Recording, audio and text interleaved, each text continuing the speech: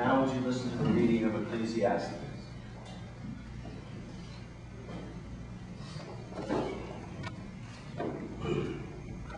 Two can accomplish more than twice as much as one. The results can be much better. If one falls, the other pulls him up. But if a man falls when he is alone, he is in trouble. Also, on a cold night, two under the same blanket gain warmth from each other. But how can one be warm alone? And one standing alone can be attacked and defeated, but two can stand back and conquer. Three is even better, for a ripple-braided cord is not easily broken.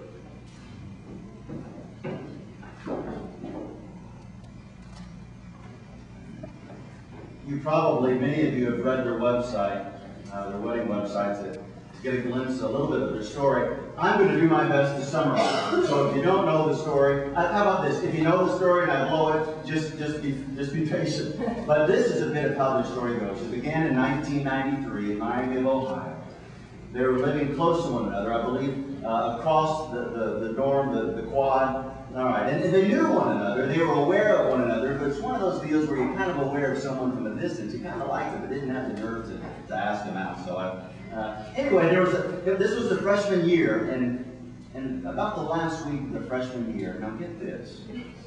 Now, I don't know if this is appropriate for college students, but there was a Key Hall line dance, and they were invited to go to that Key Hall line dance, and they went together, and that was the beginning of something special. Here's the problem, though. Summer came, and as they were about to leave, they only dated a few times, but as they were about to leave, they thought they would exchange tokens for one another. Now, if you're a guy, you know what a token is. It's a baseball cap. And to give someone a baseball cap, especially when your head has trained it. And so this was Chris's Summit Lacrosse baseball cap, and this is Anne's Big Brother's UK baseball cap. Did Chris know? I don't think so. You don't think so? Okay.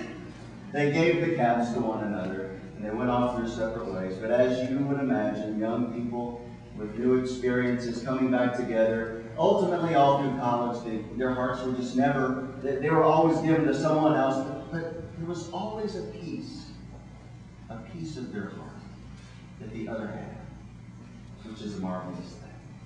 So they graduated from college. Anne went off to do her work in Orlando and Hopkinsville. Chris went back to Ohio and did his work. Years later, they both happened to live in New York. And this is where things got he was just in God's hand. Anne was covering in New York. The World Series, the New York Yankees were in, I believe it was 2003. All right, are you with me? Are we following so far? It's like history. I don't know if you're a historian. Pretty boring, pretty quick, I know.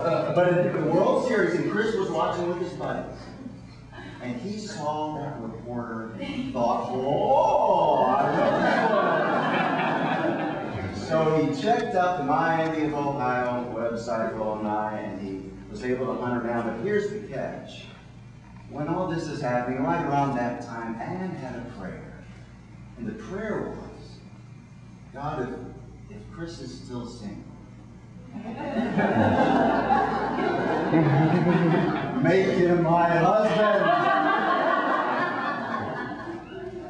Well, that, of course, was in the process of happening. Chris did a marvelous thing. He had his grandmother's engagement ring from the early 1900s. And as they were doing Christmas shopping one day, and it was up in 2006, after all the decorations were put on the tree, there was one more gift that Chris wanted Anne to have. And that was his heart, forever and ever.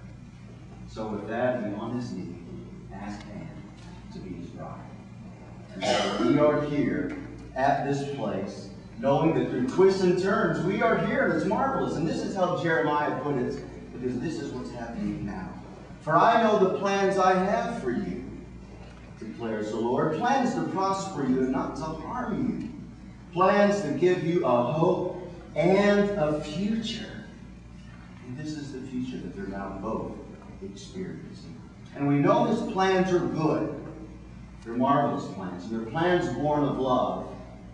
And I think for us at this very moment to consider what this marriage will be like. Well, I hope and pray that it's a marriage that is utterly defined by outloving one another. Now, love is a tricky thing. We can talk about it, we can even define it, but to actually do it, to put it in action, well, that's where we kind of wonder what it is. So listen to what family and friends have said about love, and maybe some